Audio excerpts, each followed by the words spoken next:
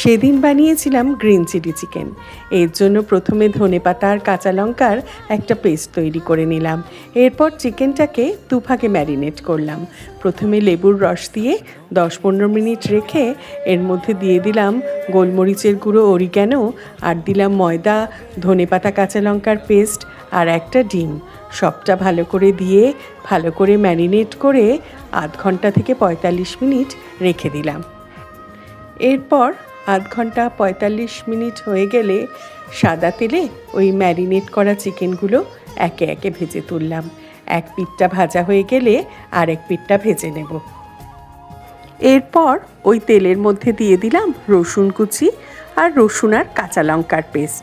একটু নাড়াচাড়া করে এর মধ্যে দিয়ে দিলাম কুচো করে কাটা পেঁয়াজ আর কাঁচা লঙ্কা। সেটাও একটু ভাজা ভাজা হয়ে গেলে এর মধ্যে দিয়ে দিলাম ডুমো করে কেটে রাখা ক্যাপসিকামগুলো।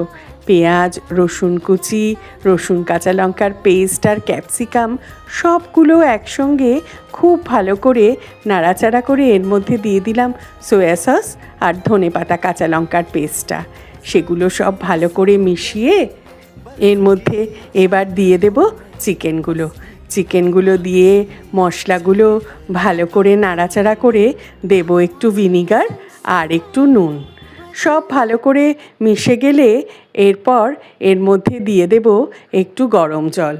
জলটা যখন কমে যাবে দিয়ে দেব কর্নফ্লাওয়ার গোলা আর একটু জল। সবটা ভালো করে মিশিয়ে নিয়ে আমাদের গ্রিন চিলি চিকেন একদম রেডি।